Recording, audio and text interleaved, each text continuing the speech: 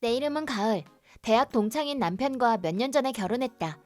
아직 아이는 없지만 부부 사이도 좋고 남편은 항상 나를 소중히 해준다.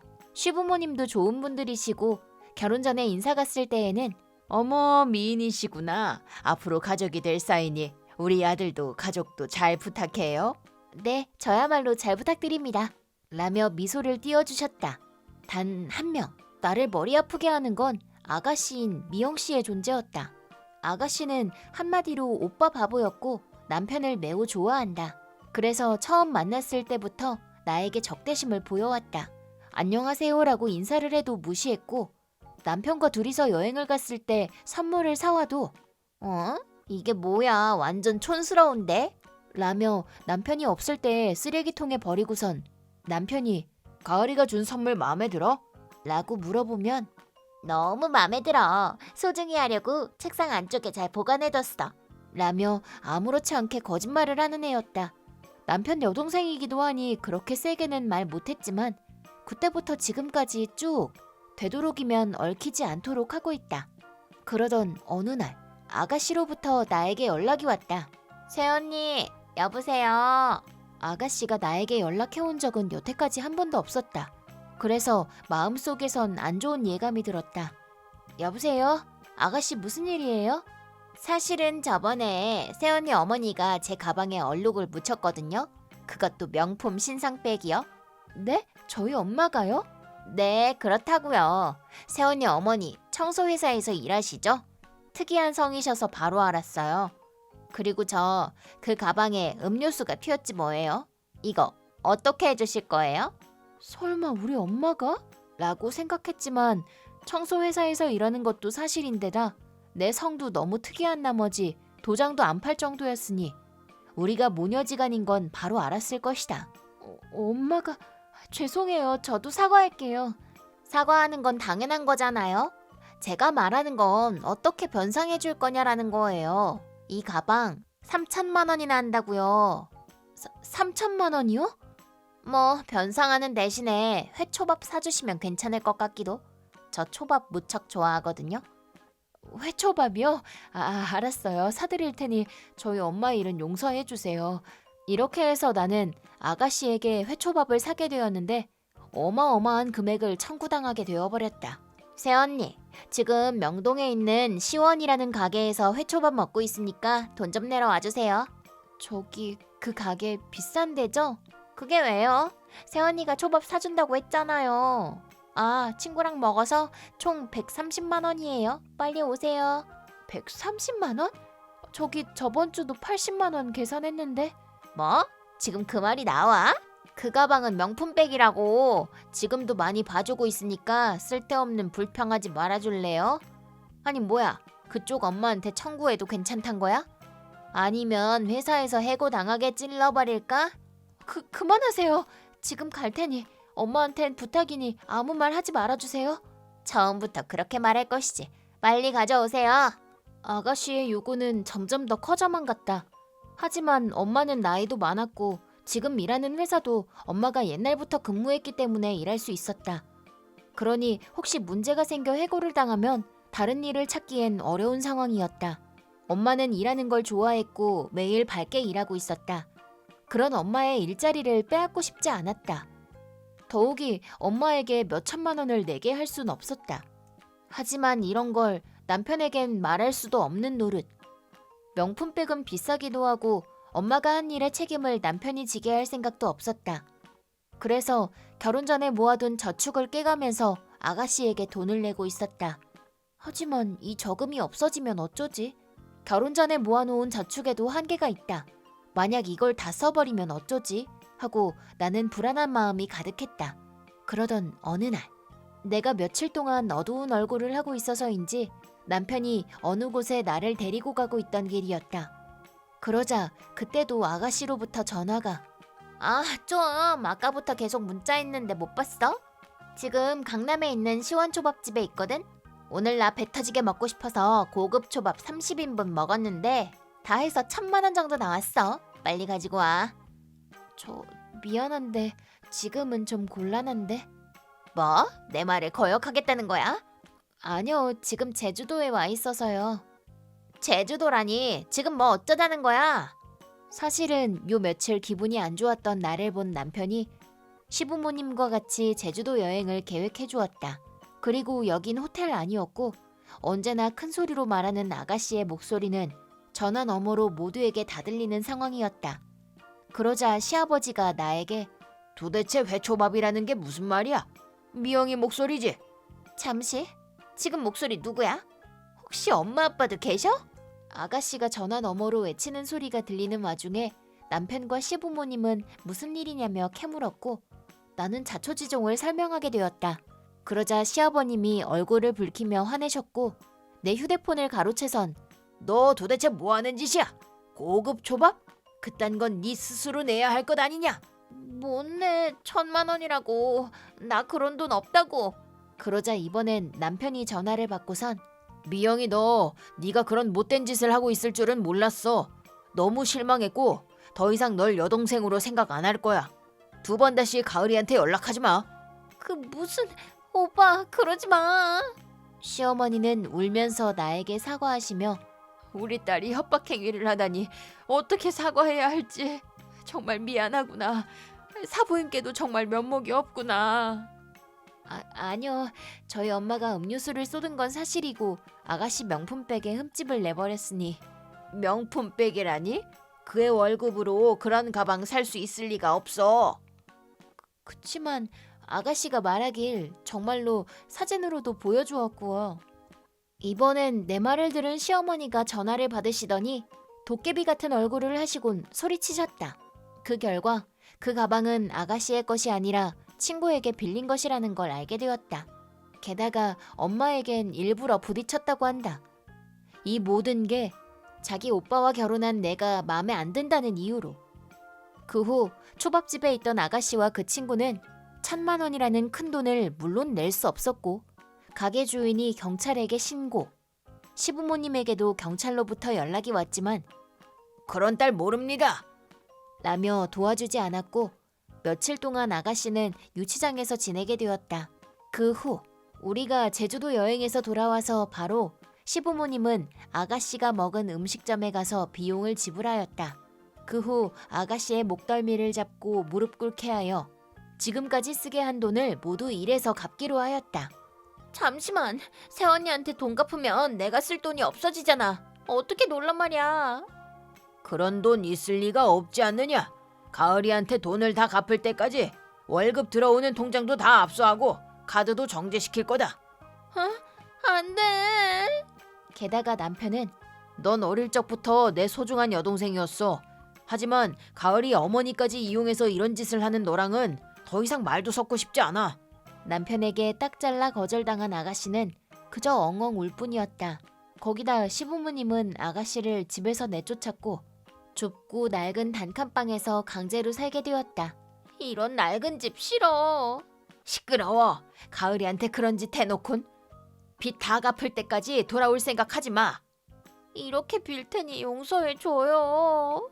그리고 친구에겐 고급 명품 가방에 음료수를 흘린 게 들켜버렸고 1,000만 원 이상의 변상을 하게 되었다고 한다.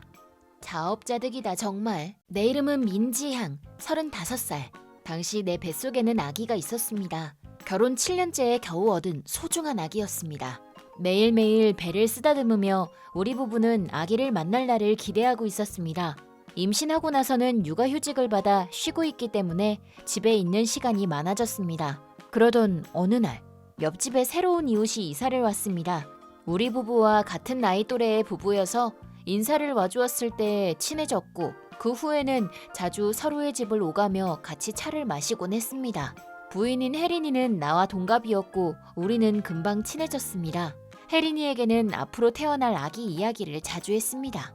혜린이도 앞으로 출산할 계획이 있어서 그런지 육아에 대해서 아주 잘 알고 있었습니다. 나는 책을 읽거나 뭘 알아보거나 하는 걸 잘 못해서 혜린이가 친절하게 이것저것 가르쳐 주었습니다. 그러고 보니 저번에 아는 사람한테 이거 받았는데. 뭐야? 임산부 몸에 좋은 차래. 지향이 너 한번 마셔볼래? 정말? 마셔볼래. 내가 마셔도 효과가 있는지 알 수가 없을 테니 말이야. 지향이 너가 마셔봐주면 좋을 것 같아서. 고마워. 맛은 딱히 특별한 건 없는 것 같은데? 좀 상쾌한 맛인 것 같긴 한데. 입덧 때문에 속 안 좋고 그러니까 청량감 있는 차라는 건가? 몸에 좋다는 건 좀 과장일 수도 있겠다. 그래도 맛있었어. 혜린아, 고마워. 미안해. 오늘 시어머니 뵈러 가야 하는 날인데 까맣게 잊고 있었네. 그럼 난 그만 집에 가서 쉬어야겠다. 차 고마워. 미안해. 곧 또 봐. 시어머니를 뵈러 간다는 혜린이와 같이 나와 배웅한 뒤 나는 우리 집으로 돌아왔습니다. 그리고 집 청소나 할까 하던 때에 갑자기 배가 꽉 조이는 듯한 복통이 왔습니다. 나는 나도 모르게 바닥에 쓰러졌습니다. 복통은 계속해서 끊기지 않았고 숨도 차오르기 시작했습니다. 누가 좀 도와주세요. 식은땀이 나면서 시야도 빙글빙글 돌기 시작했고 나는 의식이 없어지는 걸 필사적으로 참으며 어렵사리 구급차를 불렀습니다. 그리고 그 다음 눈을 떴을 땐 나는 병원에 있었습니다. 여긴... 지영아, 괜찮아? 남편인 지호 씨가 얼굴이 눈물범벅이 되어 내 손을 잡으며 얼굴을 들여다보았습니다. 지영이, 너 구급차에 실려왔어. 너가 구급차 불렀다는데 구급차가 도착했을 땐 이미 기절해 있었대. 그렇구나. 고생했어. 하필 내가 같이 없을 때. 미안해. 어쩔 수 없었는데 뭐. 지호 씨는 출근했었으니까. 가만 보자. 갑자기 배가 심하게 아프고 의식도 몽롱해졌고 그러더니만 그때 나는 떠올랐습니다. 아기, 우리 아기는 무사한 거야? 안심해. 검사 결과 보니 아기는 무사하대. 네 몸도 아무런 문제 없대. 정말 다행이야. 그렇구나. 다행이야. 사모님, 정신이 좀 드십니까? 네. 담당 의사분이시죠? 여러모로 감사드립니다. 아닙니다. 빠른 판단해 주신 덕분에 아이와 산모 모두 아무 문제 없었습니다. 정말 다행이에요. 하지만 하나 물어볼 게 있는데요. 배가 아파오기 전에 혹시 약을 복용하셨나요? 지금 딱히 먹는 약은 없는데. 그렇군요. 이번 일은 갑자기 배가 당겨오는 증상과 함께 자궁 수축도 일어났기 때문에 일반적으로는 안 일어나는 일이거든요. 지금 뱃속에 아이를 생각해서 약은 안 먹고 있어서요. 딱히 그런 원인은 아니라고 생각해요. 의사 선생님이 병실에서 나가고 난 후 남편이 정말 짐작 가는 거 없어? 라고 물어왔습니다. 그리고 나는 문득 혜린이가 준 차가 생각났습니다. 혜린이가 임산부에게 좋다는 차를 한 잔 줬어. 그거 마시고 집에 온 후에 복통이 왔는데 혹시 그것 때문은 아니겠지? 내가 혜린 씨한테 한번 물어볼게. 출산이 임박했기 때문에 나는 만약을 대비하여 그대로 입원하기로 했습니다. 지호 씨는 그날 밤 입원에 필요한 물건을 가지러 집에 가는 김에 혜린이 집에도 들러 내가 마신 차가 어떤 건지 확인도 해주었습니다. 지영이한테 준 차요? 이건데. 지호 씨는 그 차를 마시곤 일반적인 보리차라고 생각했다고 합니다. 나도 일반 차라고는 생각했지만 뭔가 상쾌한 맛이 있지 않았어? 라고 물어보니 지호 씨는 아무 말 않고 생각만 하고 있었습니다. 복통의 원인도 모른 채 그렇게 며칠이 지났고 혜린이가 병문안을 와주었습니다. 그날 마침 지호 씨는 연차를 써서 병실에 같이 있어 주었는데 혜린 씨도 와줬으니 난 장 좀 보고 올게. 지양이 말상대 좀 해주세요. 라며 병실에서 나갔습니다. 지양아, 이번에 고생 많았지. 아기도 유산됐다며. 뱃속의 아기는 무사한데? 뱃속의 아기가 무사해? 그렇구나. 뱃속의 아기는 무사하다니까. 그러니까 그게 유감이라고.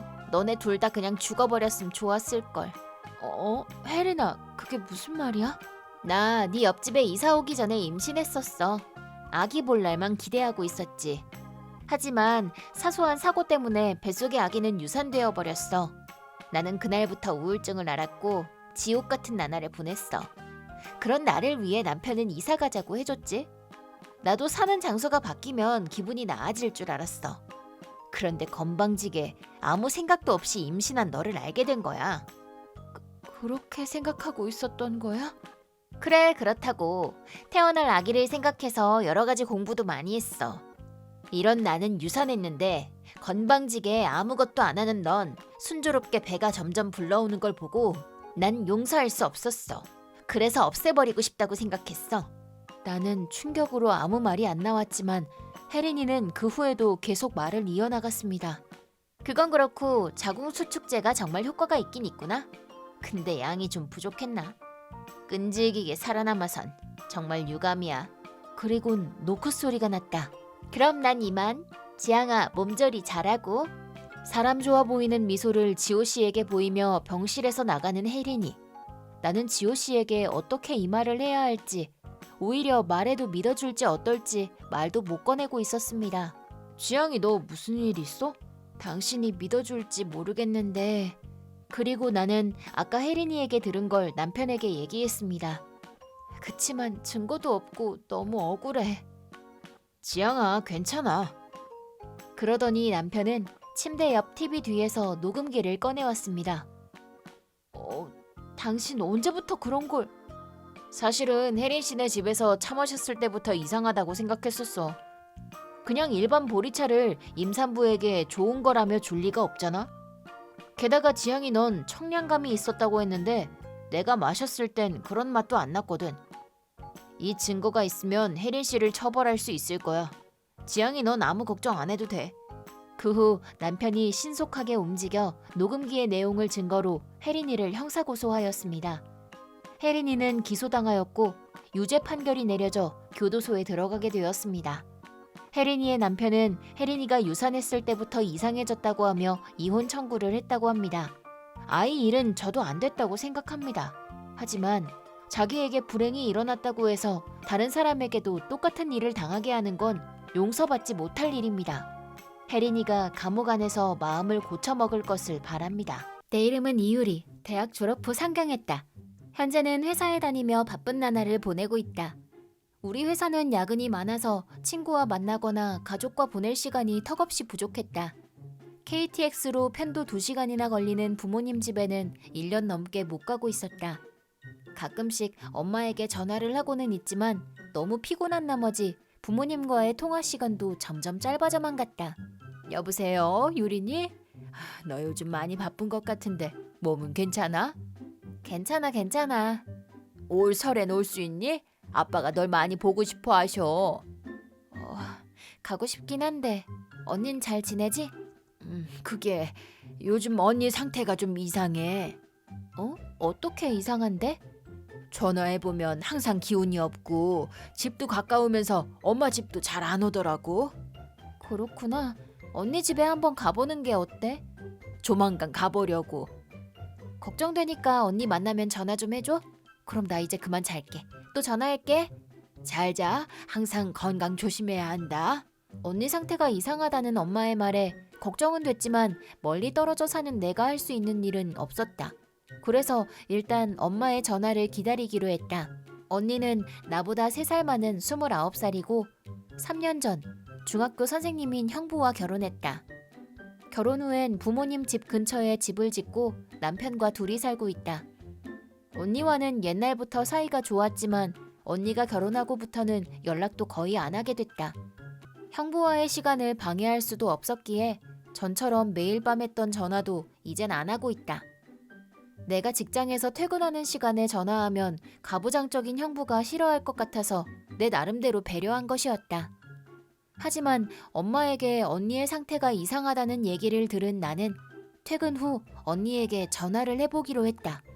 수신음이 몇 번이나 울렸는데도 전화를 안 받길래 포기하고 끊으려 했는데 드디어 언니가 전화를 받았다. 여보세요, 언니? 언니가 전화를 받긴 받았는데 작은 목소리로 얘기해서 무슨 말을 하는 건지 알아들을 수가 없었다. 잘 안 들려. 목소리를 왜 이렇게 작게 내? 결국 제대로 된 대화도 못 해보고 전화는 도중에 끊기고 말았다.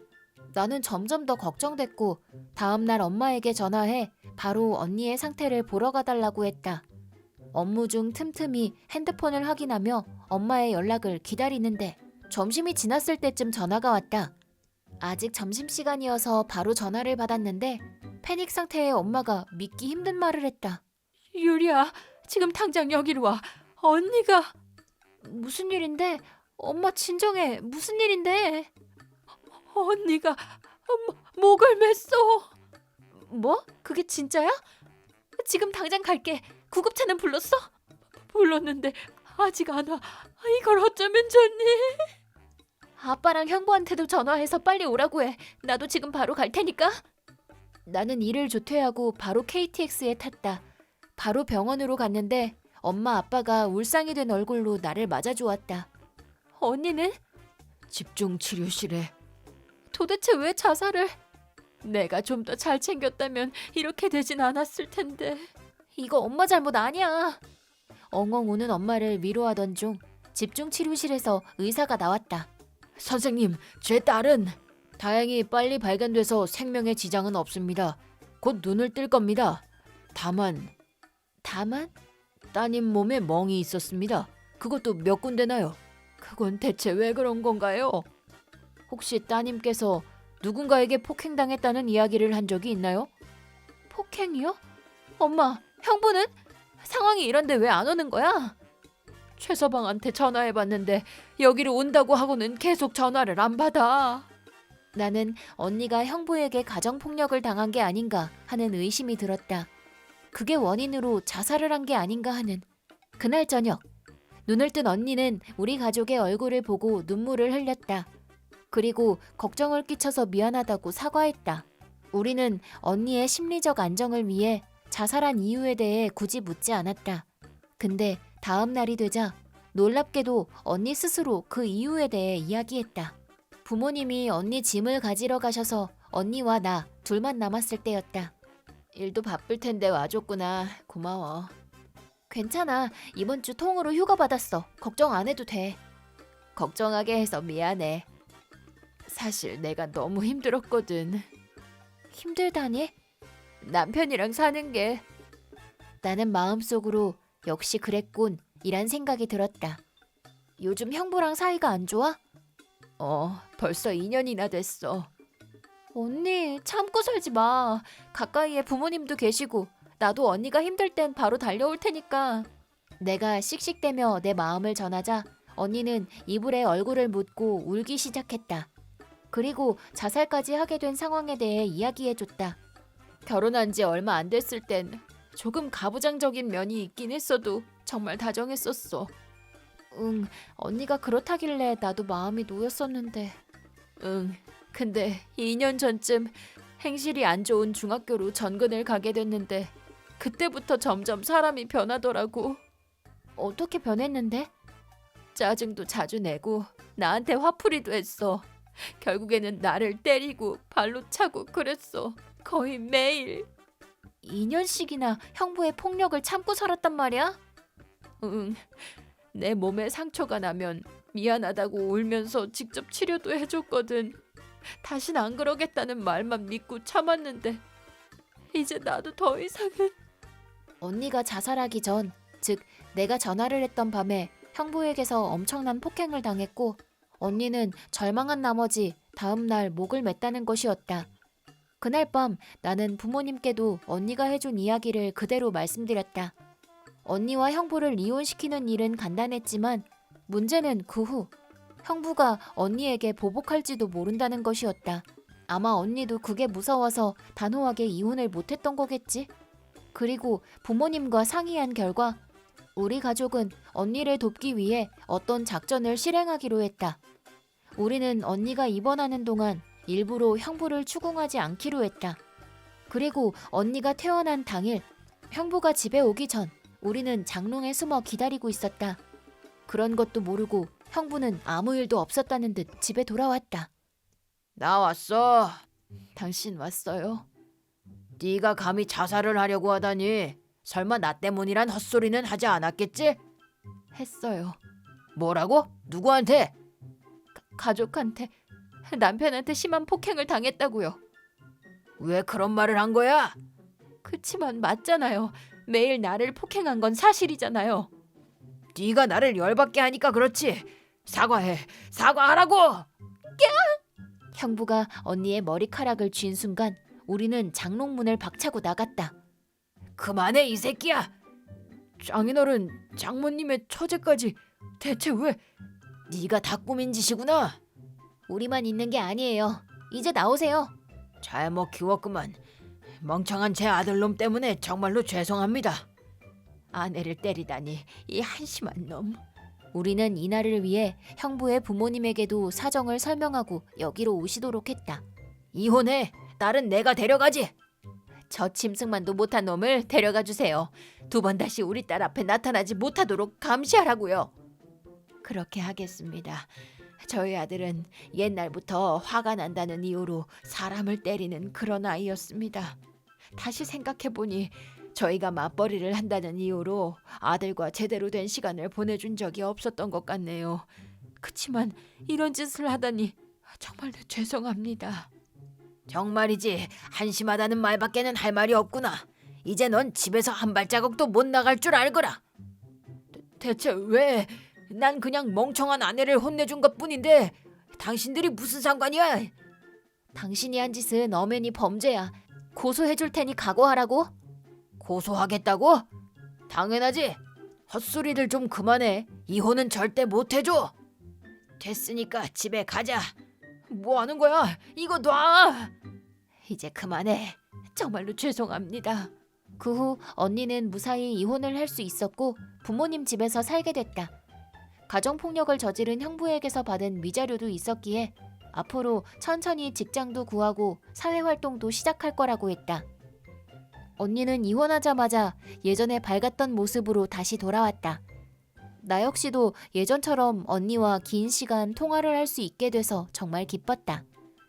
형부는 가정폭력으로 고소당한 사실이 근무하던 학교에도 알려져서 잘리고 말았다. 현재는 부모님 집 근처 공장에서 파견사원으로 일하고 있고 부모님 돈으로 지불한 위자료를 갚기 위해 밤에는 편의점 알바도 하고 있다고 한다. 나는 여전히 바쁜 나날을 보내고 있다. 그때 언니를 다시 되찾을 수 있어서, 가족의 힘으로 가정폭력 남편에게서 언니를 구해낼 수 있어서 정말 다행이라고 매일 생각한다. 결혼 2년 차에 아이가 생겼고 슬슬 출산일이 다가오던 중 남편의 바람을 알게 됐다. 남편의 불륜을 알게 된 건 부부 통장에 저금해뒀던 출산 비용과 육아 비용 5천만 원을 남편이 모두 써버린 사실을 알게 됐기 때문이다. 이미 남편은 불륜녀에게 그 돈을 펑펑 써댔고 데이트 비용으로도 써댄 탓에 남은 돈은 거의 없었다. 나는 첫 아이의 출산 비용을 불륜녀에게 모두 써버린 남편의 정신 상태가 의심됐다. 이게 대체 어떻게 된 거야? 아이를 낳으려면 돈이 있어야 하잖아. 불륜을 저지른 것도 용서가 안 되지만 돈을 써버린 건 더 용서가 안 돼. 뭐? 그 돈도 어차피 내 월급에서 모은 거잖아. 어떻게 쓰든 내 마음이지. 남편 말대로 나는 결혼 후 전업주부가 됐다. 하지만 남편은 내가 전업주부가 돼서 집안일을 해주길 바랬었다. 나도 결혼 전엔 열심히 일하고 있었는데 난 집안일을 잘 못해. 그니까 부탁해. 라고 해서 직장을 관뒀다. 근데 애초에 5천만 원 중 4천만 원은 내가 결혼 전 혼자 모았던 돈이었다. 너무 빡쳐서 이혼하자고 했더니 네네. 나한테 홀딱 반했던 네가 나랑 어떻게 헤어지겠어. 라며 진심으로 받아들여주지도 않았고 사과도 안 했다. 하지만 내 결심은 확고했다. 다음 날 변호사를 찾기 시작하자 내가 진심임을 깨달은 남편이 당황해하며 발광했다. 지금 나 떠보는 거야? 장난하지 말라고! 라며 나를 마구 때렸다. 배가 많이 불러있던 나는 배를 감싸 안으며 주저앉았고 몇 번 정도 등을 차였다. 아파, 그만해. 시끄러. 네가 지금 이상한 생각을 하고 있으니까 그렇잖아. 이대로는 아기가 위험하겠어. 그렇게 생각한 나는 뱃속 아이를 지키기 위해 근처 선배 부부 집으로 도망갔다. 경찰에 신고할까도 고민했지만 선배의 남편이 잠깐 진정 좀 해봐. 경찰에 신고해서 남편을 범죄자로 만들 거야? 뱃속 아이의 아빠를 전과자로 만드는 건 좀 그렇잖아. 내가 남편 만나면 잘 설득해 볼게. 라며 나를 달래줬고 그날 밤은 선배 부부에게 속내를 털어놓으며 신세를 졌다. 내가 선배 집에 갔다는 걸 눈치챈 남편이 달려왔지만 선배 남편이 술 한잔 하자며 데리고 나갔다. 다음 날 조금 멀리 떨어진 곳에 사시는 부모님이 나를 데리러 와주셨다. 나는 집에서 내 짐을 챙겨서 부모님 집으로 갔다. 그로부터 한 달 후 변호사를 선임한 덕분에 이혼 이야기는 순조롭게 진행됐다. 하지만 남편은 그때도 나한테 홀딱 반했던 네가 나랑 이혼을 할 리가 없지 라고 하며 강경한 태도를 유지했다. 남편이 무슨 생각인지는 알 수 없었지만 아무래도 선배의 남편이 내 남편에게 설마 강은 씨가 진짜 이혼하자고 하겠어? 라며 헛바람을 불어넣은 듯했다. 선배 남편은 모두 폭력과 불륜을 저지른 남편 잘못이라고 하면서도 그래도 결국엔 내가 다 용서할 거라고 믿고 있는 듯했다. 난 분명 이혼 준비 중이라고 말했는데 왜 그렇게 생각하는 건지. 하지만 누가 무슨 말을 하든 이혼 생각을 접을 마음은 없었다. 솔직히 나는 남편을 정말 사랑했었다. 하지만 사랑하기 때문에 더욱더 불륜과 배신을 용서할 수 없었다. 그리고 혈연 관계가 아닌 이상 약간의 문제가 생기는 것만으로도 지금까지 가족이라고 생각했던 사람이 갑자기 남처럼 느껴지거나 사랑이 한순간 증오로 변하는 일도 있기 마련이다. 게다가 임신 중에 불륜 플러스 출산 비용 탕진 플러스 가정폭력을 당한다면 애정이 사라지는 건 당연한 일이다. 오히려 어떻게 내가 용서할 거란 생각을 할 수 있는지 너무 신기할 따름이다. 나 대신 선배가 몇 번이고 내 입장을 대변해줬지만 선배 남편은 여전히 이해를 못하는 듯했다. 강은 씨는 꼭 돌아올 테니 걱정하지 마. 라며 속 좋은 말로 남편을 위로했다. 그래서 선배가 참지 못해 당신이 그런 속 좋은 말만 하니까 조금도 반성을 안 하는 거야. 솔직히 말해서 이혼당해도 싼 행동만 골라 했잖아. 그런 사람을 누가 용서하겠어? 라고 했지만 선배 남편은 우리 남편에게 계속 똑같은 이야기만 해댔다. 그런 남편에게 빡친 선배가 어느 날 선배 남편이 새 차를 사기 위해 열심히 모아뒀던 500만 원을 모두 써버렸다고 말해봤다고 한다. 그랬더니 선배 남편은 극대노. 그 틈을 놓치지 않고 선배가 내가 한 행동이랑 똑같은 짓을 한 거야. 아니, 아이의 출산 비용을 써버렸으니 몇 배나 더 못할 짓을 한 거지. 그리고 당신, 내가 불륜남이랑 다 썼다고 하면 용서할 수 있어? 용서 안 할 거잖아. 근데 당신은 그걸 계속 커버친 거야. 대체 왜 그러는 건데? 라고 했고 선배 남편도 결국 인정했다. 그 이후로 내 남편에게 그런 말은 하지 않게 됐지만 남편의 생각에는 변함이 없었다. 참고로 이혼하기 전 아이가 태어났지만 남편은 한 번도 아이를 만나러 오지 않았다. 아내가 먼저 전화로 사과하지 않는 한 계속 안 갈 거야. 이게 바로 내가 아내에게 주는 벌이야. 2번 다신 남편을 얕보지 못하도록 사과를 꼭 받아내겠어. 라고 했다고 한다. 마지막까지 멍청한 남편은 강경하게 네가 나 없이 어떻게 살겠어. 미안하지만 난 건망증이 심해서 너 정도는 금방 잊을 수 있을 것 같아. 라며 실실거렸는데 기분이 더러웠다. 이혼 사실을 알게 된 시부모님은 이 사건의 전말을 모두 들으셨고 새하얗게 질린 얼굴로 내 앞에 무릎을 꿇으셨다. 우리 집에 오기 전 남편을 만나서 넌 네가 무슨 짓을 저질렀는지 아직도 모르는 게냐? 뱃속에 아기를 가진 아내를 때리고 발로 찼다고? 너 같은 놈은 죽어도 싸! 라고 하며 남편이 일어나지 못할 정도로 마구 패줬다고 시어머니가 말씀하셨다. 시아버지는 남편 통장에 있는 돈과 시부모님의 돈을 합해 위자료를 지불해 주셨다. 그리고 이밖에 부족한 돈은 그 녀석이 평생 갚게끔 하마. 정말 미안하구나. 라고 말씀해 주셨다. 남편은 시아버지에게 그런 말을 왜 했어? 걘 이혼하자고 못한다니까? 난 걔가 사과할 때까지 기다려주고 있는 거야. 라며 이해하기 힘든 말을 늘어놨다고. 그걸 말이라고 해? 넌 지금 이혼을 당하는 거야. 왜 강은이가 너한테 사과를 하겠어? 무릎 꿇고 용서를 빌어야 하는 건 너라고. 그 후 남편이 뭐라고 하든 나는 이혼 도장을 받아냈다. 하지만 누가 뭐래도 남편은 결국 내가 숙이고 들어올 거라고 굳게 믿고 있었고 절대 이혼당할 리 없다고 가볍게 생각했었다. 하지만 이혼이 확정되자 갑자기 선배 부부 집을 급습해서 선배 남편에게 울고불고 매달렸다고 한다. 아내가 결국에는 용서해 줄 거라며. 근데 나 이혼당했어. 아니 그건... 하지만 선배 남편이 그런 말을 한 건 사실이었다. 식은땀을 뻘뻘 흘리며 선배에게 도움을 청했지만 선배는 자업자득이지 라는 말과 함께 그 둘을 내쫓아버렸다고 한다. 그리고 선배는 남편한테 연락이 와도 절대 받아주면 안 돼 라며 충고를 해줬다.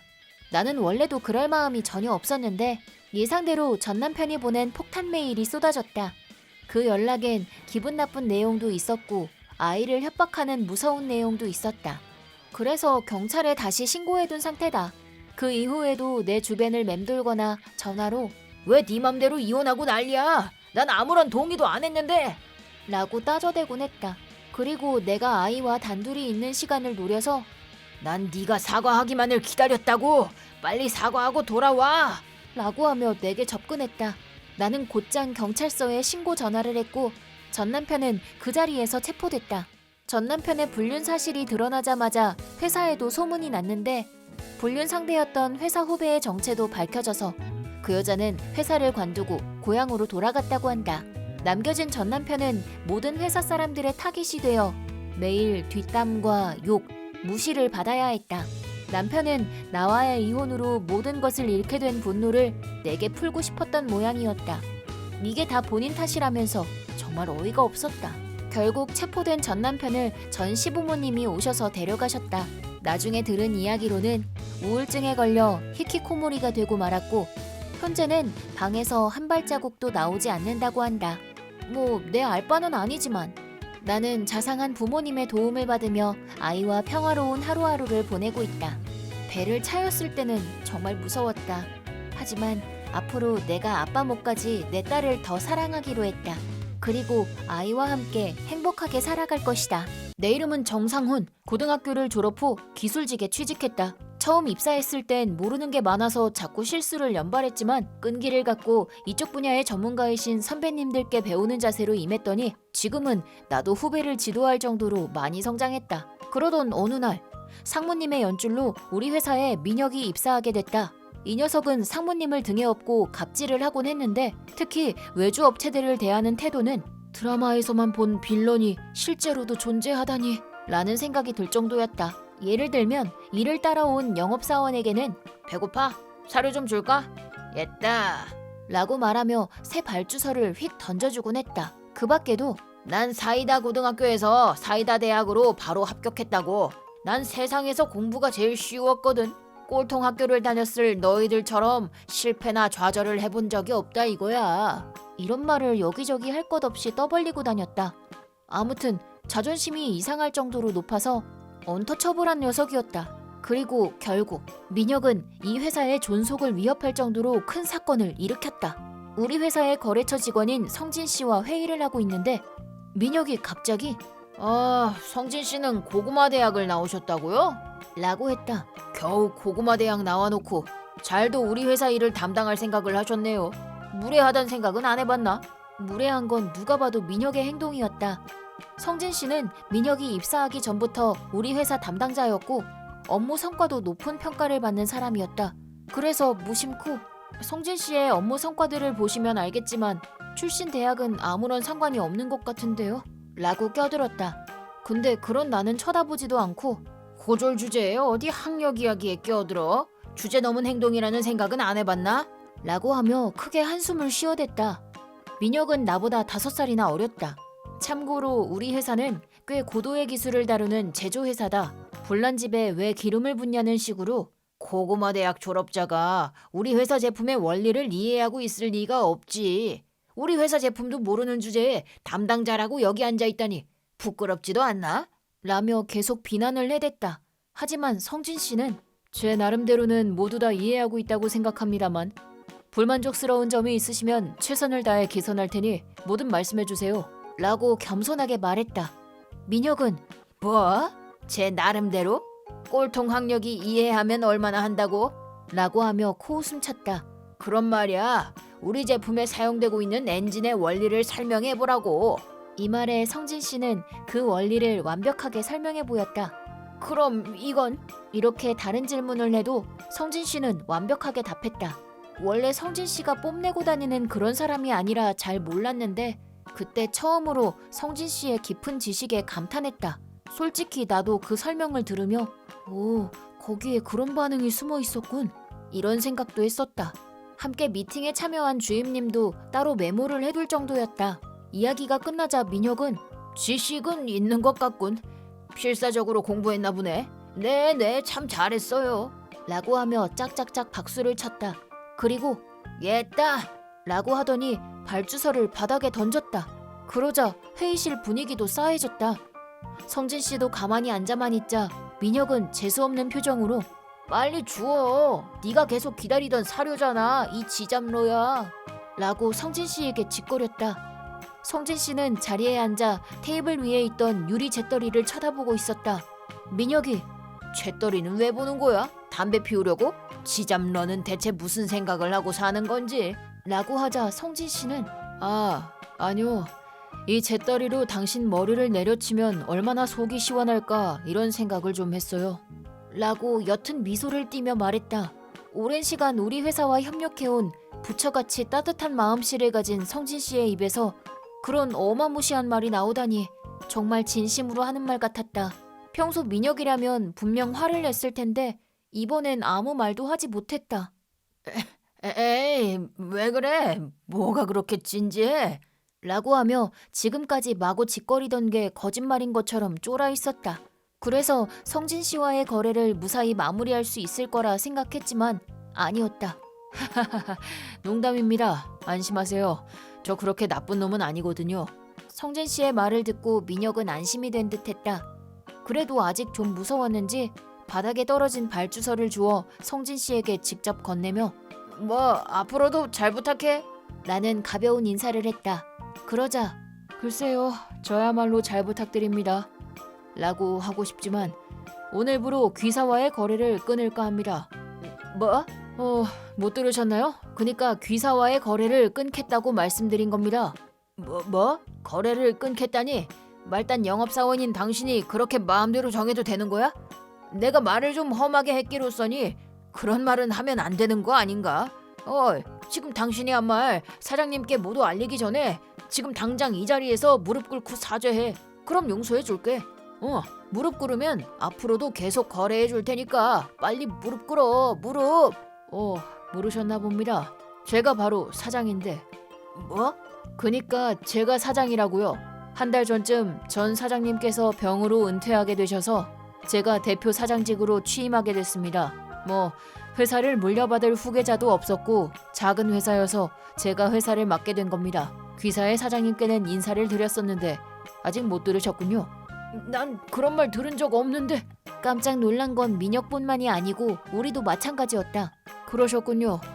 정확히 말하면 취임은 다음 달이라 아마 그때 이야기하시려고 그러셨나 봅니다. 아무튼 귀사와는 거래를 할 마음이 없습니다. 그러니 제가 무릎을 꿇을 필요도 없는 거겠죠. 그 후 성진 씨는 민혁이 보는 앞에서 발주서를 쫙쫙 찢었다. 그리고 먼저 실례하겠습니다. 라고 말하고는 나가버렸다. 잠깐만, 이게 다 사실이냐고. 성진 씨 회사와의 거래가 끊기면 우리 회사는 끝인데? 라는 생각에 그 자리에 있던 사원들은 모두 넋이 나가버렸다. 사실 성진 씨의 회사는 오랜 시간 부품의 개선을 거듭해오며 우리 회사 기술 개발에서 가장 중요한 부품을 공급해주고 있었다. 만약 거래가 끊겨서 부품 공급이 끊겨버리면 우리 회사가 엄청난 손해를 입을 것은 불보듯 뻔한 일이었다. 하지만 그 사실을 전혀 몰랐던 민혁은 어차피 이리 회사가 만든 부품이잖아. 다른 회사에 발주하면 되지. 라고 했다. 물론 민혁의 생각과는 반대로 제조 라인은 바로 멈춰버렸다. 사장님과 상무님이 바로 성진 씨에게 사죄하러 갔지만 본인이 오지도 않았는데 이게 무슨 사죄입니까? 라며 바로 거절당했다고 한다. 하지만 민혁은 사죄할 마음이 전혀 없었고 결국 한 번도 사죄하러 가지 않았다. 그래서 거래는 완전히 끊겨버렸다.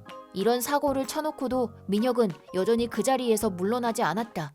나는 회사가 오래 못 갈 것 같다는 확신이 섰고 퇴직서를 제출했다. 그 이후에도 연달아 대량의 퇴사자가 속출했다.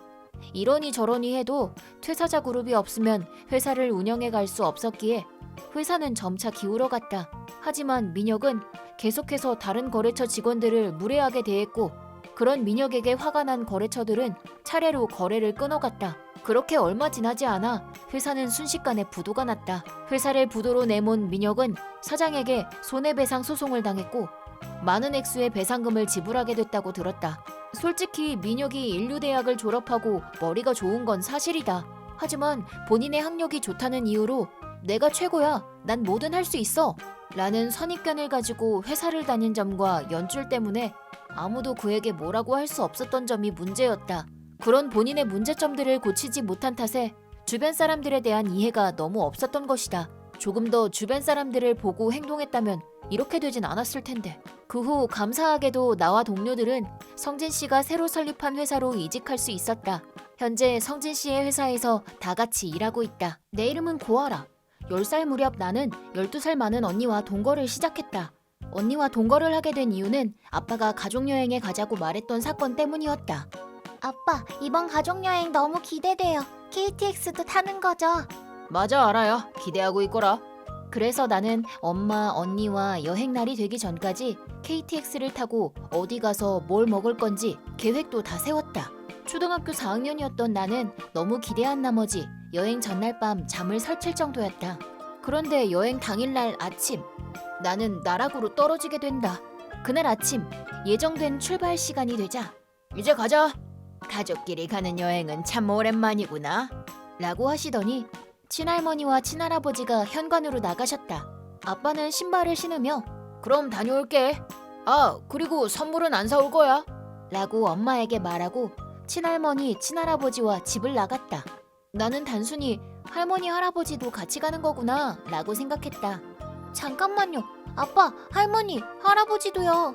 라고 불러세웠고 급하게 신발을 신었다. 그리고 알아야 이리 와! 라고 외치는 언니의 말도 못 들은 채 아빠에게 달려갔다.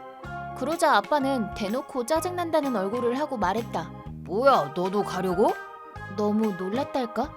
아직 상황 파악이 안 됐던 나는 멀뚱멀뚱 네, 그치만 가족여행이잖아요 라고 물었는데 그거야 당연히 내 가족여행이지. 나랑 우리 엄마, 아빠 말이야. 알아, 너 설마 너랑 간다고 착각한 거야? 웃기네. 그럼 다녀올게. 집에서 얌전히 언니랑 엄마랑 기다리고 있어. 라고 말하며 웃었고 아빠는 얼어붙은 나 따위는 아랑곳하지 않고 할머니, 할아버지와 화기애애하게 떠나갔다. 집에 들어온 나는 허무한 마음이 들어서 현관에서 엉엉 울고 말았다. 엄마와 언니는 할머니, 할아버지가 집에 왔을 때부터 아빠의 속내를 알아챈 듯 했지만 어렸던 나는 아빠가 내게 매정하게 굴 때까지 설마 내가 가족여행에 못 가게 될 줄은 상상도 못했다. 진짜 아빠, 할머니, 할아버지 다 너무 짜증나. 여행 가다 사고로 콱 죽어버렸으면 좋겠어. 언니는 나를 위로해주며 아빠의 행동에 엄청 화를 냈다. 나중에 가서야 알게 된 사실이지만 언니가 어느 정도 크자 아빠는 할머니, 할아버지와 합세해 엄마를 계속 괴롭혀왔다고 한다. 할머니, 할아버지는 가끔 내게 알아, 내 엄마는 참 칠칠지 못하구나 라고 하셨는데 그건 엄마가 가끔씩 된장국을 끓이다 흘러넘치게 할 때가 있어서 그러시는 건 줄 알았다. 하지만 할머니, 할아버지는 된장국 때문에 그런 말을 하는 게 아니었다. 엄마와 언니는 이런 할머니, 할아버지 문제에 대해 아빠에게도 말해봤지만 아빠는 네가 잘못했으니 그러시는 거겠지? 라며 대충 넘겨버리셨다고 한다. 하지만 이번 가족여행을 계획하는 아빠를 보고 엄마와 언니는 드디어 가족을 잘 챙겨주려나 보다고 기뻐했다고. 비록 이 여행이 아빠의 독단적인 계획이었지만 아빠를 다시 보게 된 두 사람은 반대나 개인 의견을 말하지 않기로 했다고 한다. 하지만 아빠는 결국 그대로였다. 그저 골려주기 위해 했던 말임을 알게 된 언니는 극대노했다. 그리고 얼마 지나지 않아 회사를 옮김과 동시에 집을 나갔다. 안 그래도 언니는 엄마에게 계속 이혼하기를 권했지만 아라가 아직 어리잖아. 아빠 없이 자라게 할 순 없지. 엄마는 이혼을 주저했다. 언니는 그럼 내가 동생도 데리고 나갈게. 그 남자랑 단둘이 살고 싶으면 그러시던가 라고 했고 나는 언니와 함께 집을 나왔다. 언니와 내가 집을 나가자 아빠는 할머니, 할아버지를 집으로 모셔왔고 우리가 쓰던 방을 내어드렸다. 그 이후에도 엄마는 계속 아빠, 할머니, 할아버지와 같이 살았다. 엄마는 언니가 일을 간 낮 시간대에 우리가 사는 아파트에 오곤 했다. 그리고 항상 아빠, 할머니, 할아버지에 대한 불만과 언니에 대한 험담을 늘어놨다. 난 이 이야기를 들어주는 게 너무 힘들었다. 언니는 항상 언니가 다 해결할 테니 넌 걱정하지 마 라고 했고 나도 그런 언니를 믿고 의지했다. 하지만 엄마는 엄마대로 아라야, 엄마랑 같이 엄마 집에서 살자 라고 하며 나를 언니에게서 떨어뜨려 놓으려 했다. 하지만 이제 와서 아빠 집에 가자 해도 아빠는 우릴 가족으로 봐주지도 않는걸. 나는 내가 살 곳이 사라져버릴지도 모른다는 생각에 매일 불안에 떨며 언니가 집에 오기만을 기다렸다. 언니 좀 늦어질 것 같아. 먼저 자. 라고 언니에게 연락이 와도 불안한 마음에 현관만 바라보며 언니를 기다렸다. 그 후 결국 엄마는 아빠 집을 나와 우리가 사는 집으로 이사했다. 성인병이 악화되어 아빠가 돌아가셨기 때문이다. 외할아버지 외할머니는 이미 돌아가셨기 때문에 엄마에겐 돌아갈 고향이 없었다. 내가 옆에 없으면 건강에 신경을 안 쓰니까. 라며 엄마는 마지막까지 아빠를 걱정하고 아빠 편을 들었다. 언니는 항상 그거야 자업자득이지 라고 했다. 그 후 아빠 집을 상속받게 됐다. 아린이는 너희 엄마를 닮아서 무뚝뚝한 데다 뻔뻔스러워. 정말이지 피도 눈물도 없는 애야. 언니는 이런 할머니 할아버지의 폭언에도 아랑곳하지 않고 두 사람을 쫓아냈고 집과 땅을 모두 팔아버렸다. 언니는 내게 항상 넌 아무 걱정 안 해도 돼. 넌 그냥 언니만 믿으면 돼. 라며 마치 주문 외듯 말하곤 했다.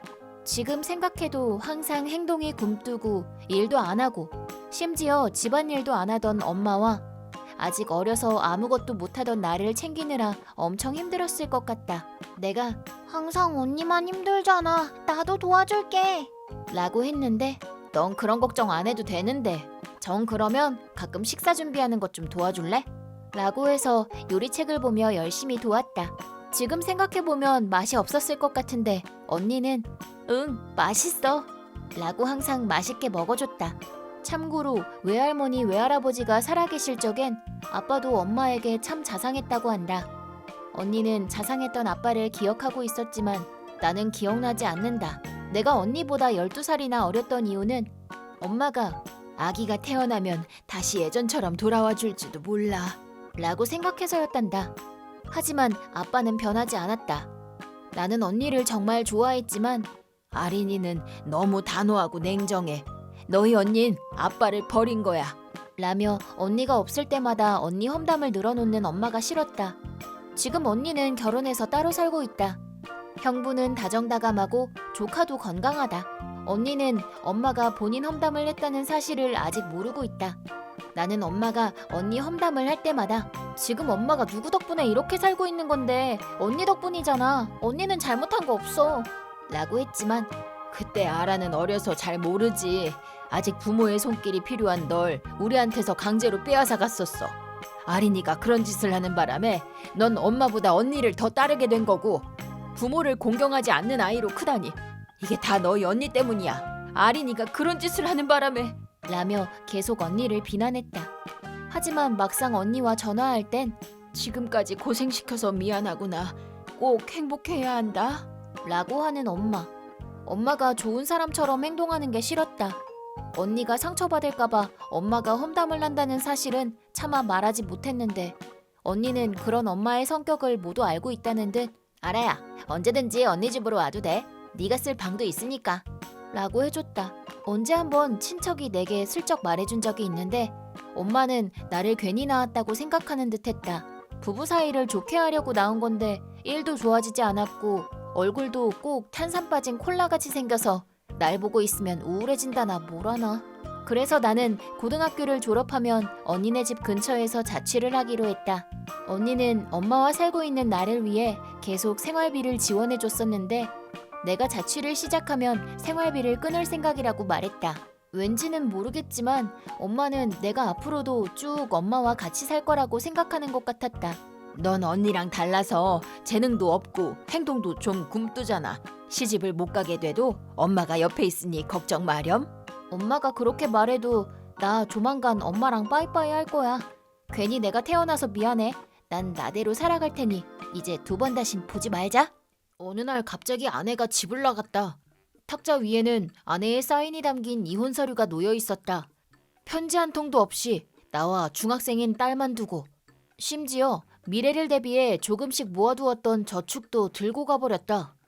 나는 아내가 나갈 만한 원인을 다 찾아보았지만 알 수가 없었다.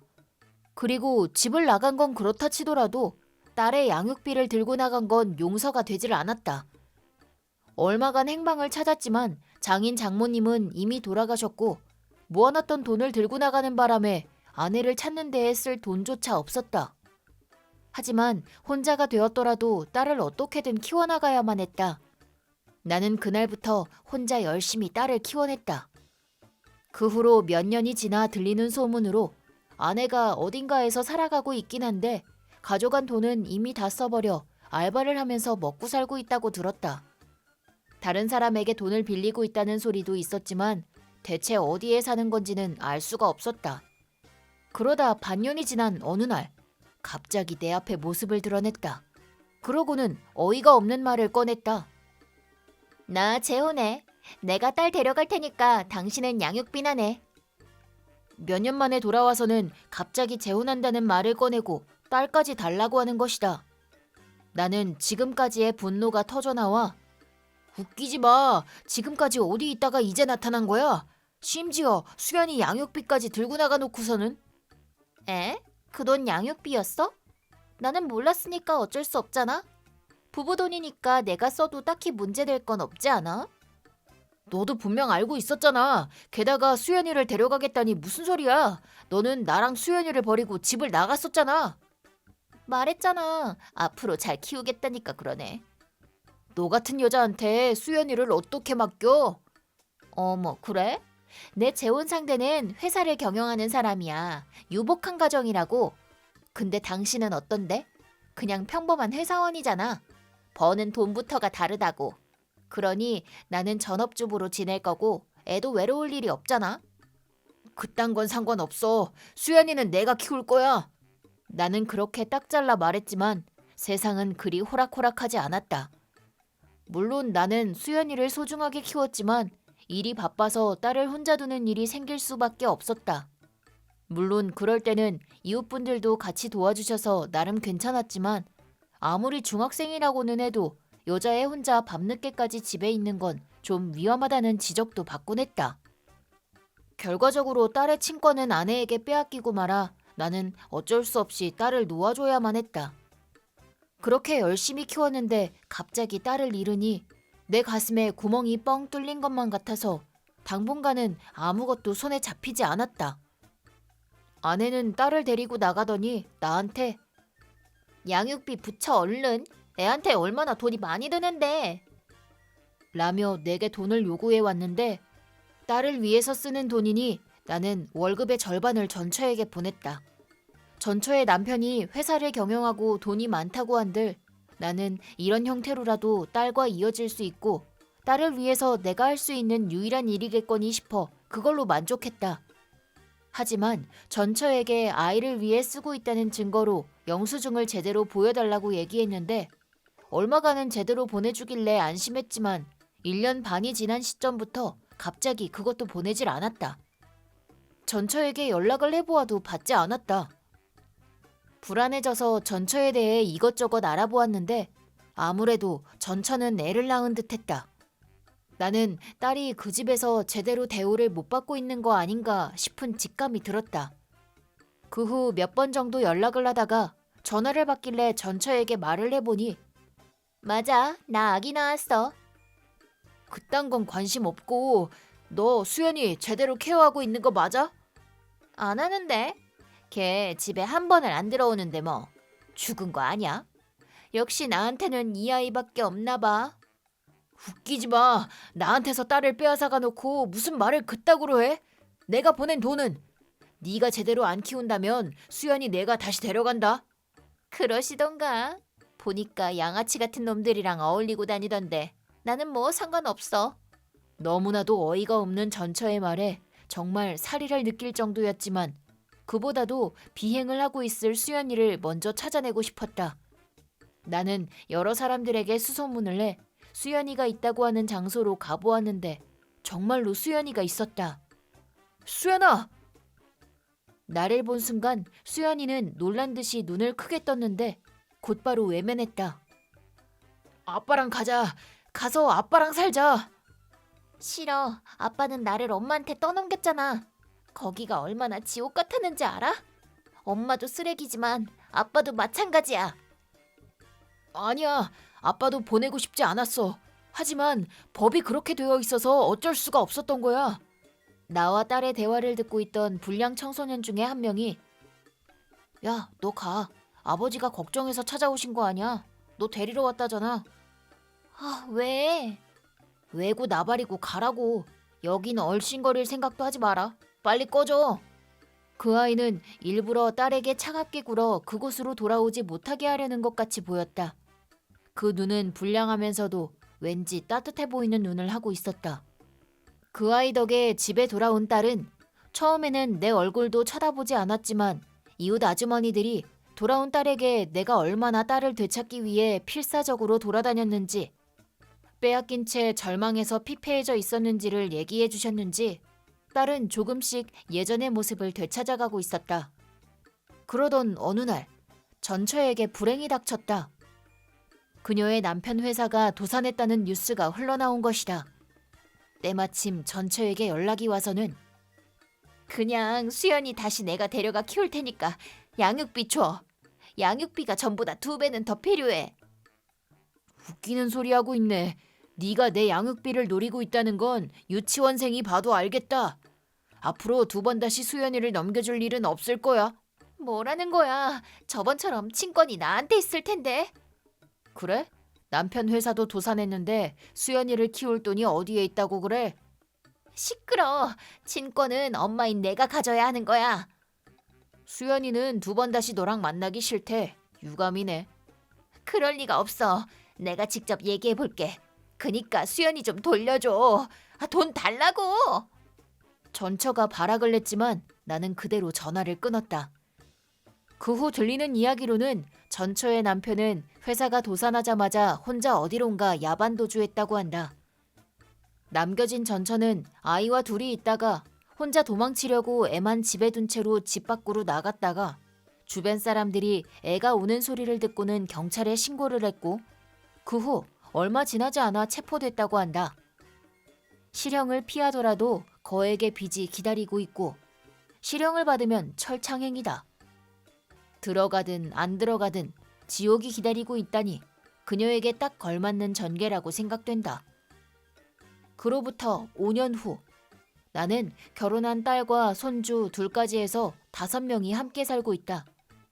사위는 그때 딸에게 모진말을 해서 돌려보내준 그 불량 청소년이다. 하지만 지금은 2 아이의 아빠로서 매일같이 열심히 일하고 있다. 그때 그 아이는 딸이 잘 지내고 있는지 걱정이 되어 찾아와 수연이를 살펴본 적이 있었다. 사실 수연이는 전처와 그녀의 남편에게 곧바로 학대를 받아 갈 곳을 잃어 떠돌이 생활을 하게 되었다고 한다. 그 모습을 발견하고 일부러 자기 패거리로 들여서 이상한 남자와 엮이지 않게 지켜주었다고 한다. 딸은 자기를 지켜준 그 아이에게 마음이 생겼지만 자신에게 차갑게 대한 적이 있어서 말하기를 꺼려 했었다. 하지만 결국 자신의 마음을 제대로 말로 전한 것이 계기가 되어 사귀고 결혼까지 했다. 지금은 과거를 상상하지도 못할 만큼 둘 다 성실하게 살고 있다.